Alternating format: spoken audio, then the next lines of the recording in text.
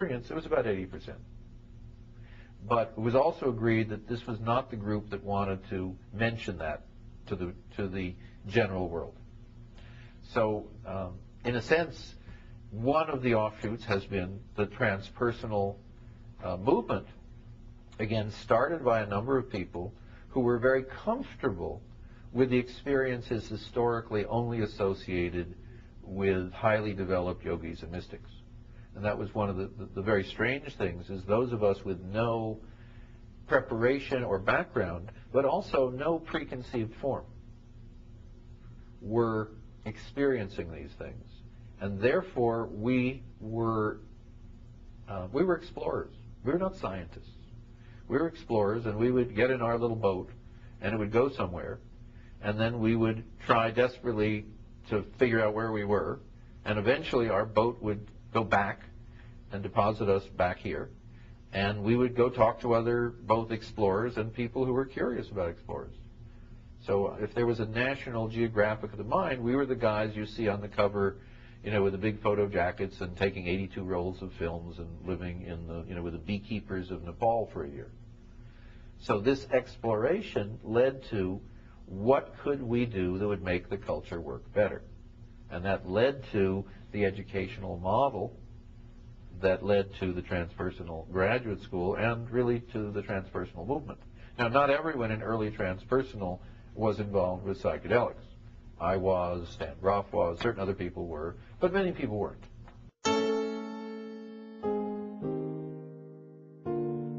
If one looks at the results of 30, 35 years of psychedelic research, most of it unpublished, most of it illegal, but done all over the world, and information fundamentally shared, is that it and 100 other, well, I'm thinking psilocybin, a mushroom, there's 100 species of psilocybin.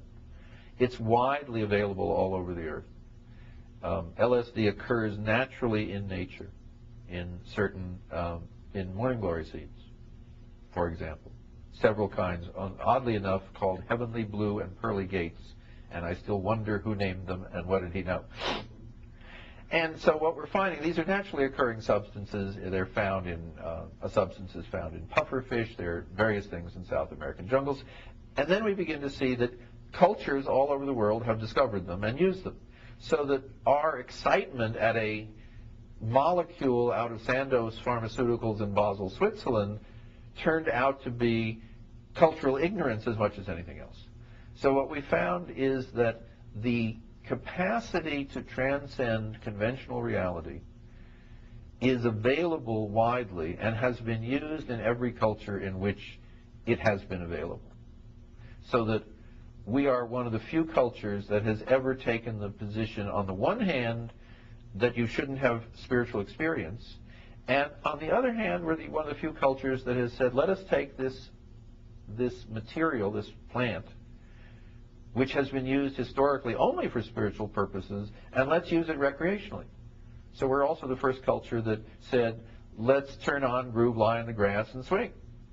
And the confusion in that is one of the results. So we are a culture which really doesn't know which way this is supposed to go. The spiritual has been banned and hidden. The recreational has been banned, and as any banned substance is widely available. I mean, one of the great parodies of the war on drugs is, I know if I go to any city in the United States, there's one place where I know drugs are totally available, and that's the prison. So one of the results we've learned is any culture that has access to ways to change their consciousness in ways that many people find either pleasurable, beneficial, or insightful will do so. And we really didn't know that at the beginning. I mean, it sounds silly and obvious, but at the beginning, what we knew is we were discovering a new world. It's kind of like Columbus came over and discovered a new world, and all the Indians said to each other, what's new? Doesn't look new to us. We've been here, you know, as long as our people have history. So this is not a new world. You're just the new kid on the block. So those of us who were so excited and formed the Transpersonal and so forth, is we just come out of this little teeny enclave called American science, that had been the only place in history we'd ever found that didn't use these materials already.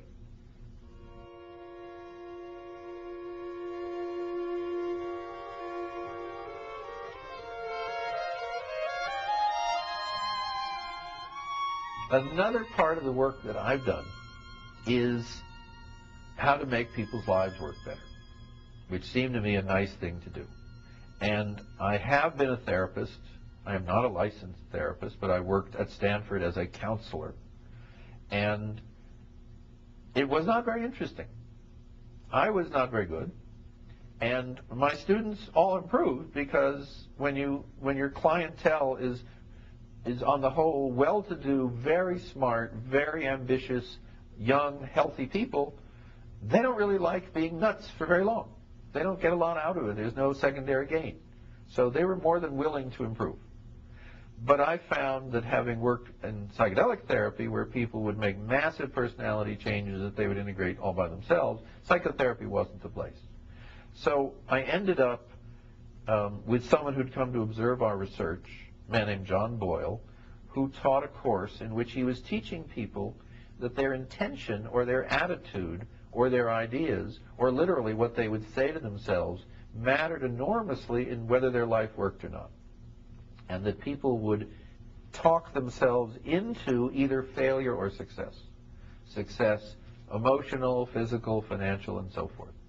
And the way the seminars, as he packaged them, were hustled were predominantly that one of the really easy things we'll do for you is raise your income.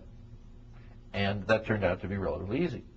And so what I did is I became an instructor in this stuff and would work with people who had, fortunately, no psychedelic experience, most of them no psychotherapy experience, no New Age experience. These were people who made canisters to put chemicals in that would be shipped to the Far East, or who did real estate development in Atlanta. So this was very much Middle America or equivalent, but relatively successful people. And we insisted that if they came to this seminar to make their lives work, that they had to bring their spouse, which was novel at that time, because we knew that while promising them money might bring them in, that they would quickly learn that if they actually could have what they wanted, that money was to buy things with, was to buy health, was to make relationships work. So we said, well, let's skip the money part, and we'll also give you tools to make your relationships better, your kids do better in school and like you more, and all the things that really matter. As they say, when you're on your deathbed, you don't say, I wish I'd spent more time at the office. So we were dealing with all the non-office things.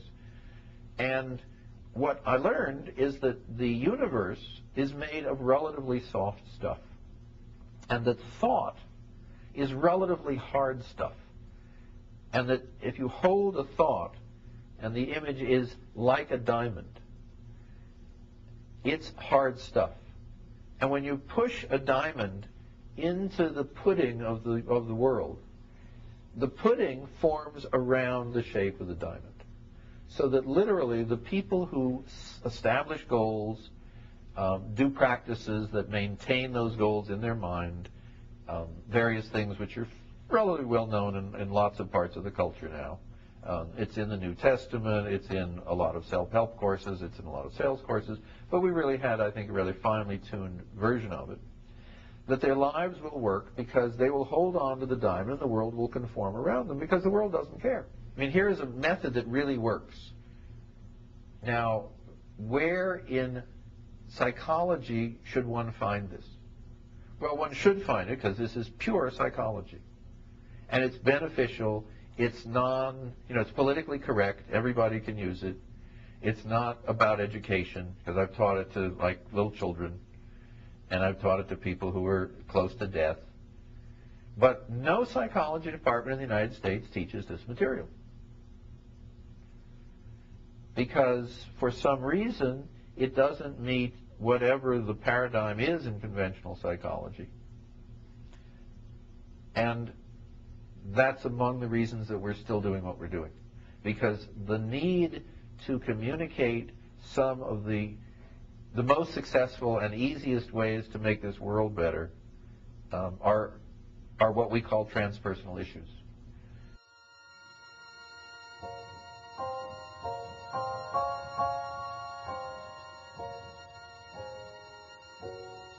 We are widely popular in the general culture. We are not wildly popular in the academic culture because, again, if you have decided that the spiritual has no part in the university or in the academic world, then it's really hard for you to bring it in. If I go and talk with 100 physicists, I can talk to them very easily about spiritual issues because they all are human beings. Now, if we say, let's only meet in the physics building, it's going to be harder. I was at a hospital once, and I was talking about multiple personality. And I got in the elevator, and the title was something about goal setting for my talk. And I looked, I said, wait a moment. She said, don't worry. There's a whole group in the hospital that's frightened of multiple personality stuff.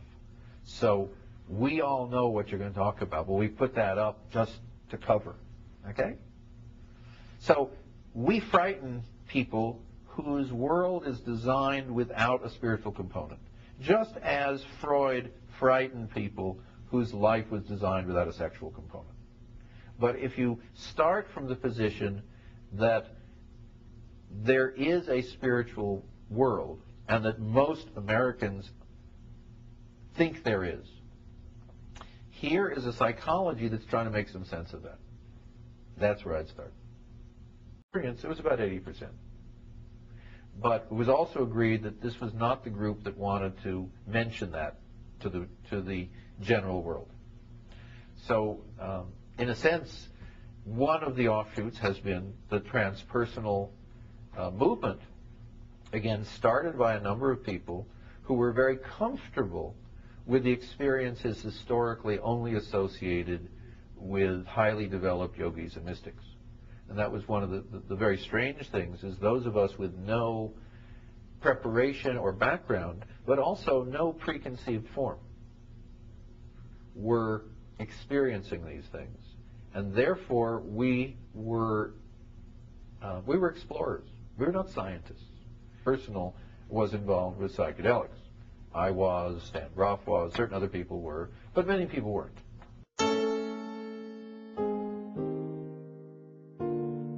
If one looks at the results of 30, 35 years of psychedelic research, most of it unpublished, most of it illegal, but done all over the world, and information, we were explorers, and we would get in our little boat, and it would go somewhere, and then we would try desperately to figure out where we were, and eventually our boat would go back and deposit us back here.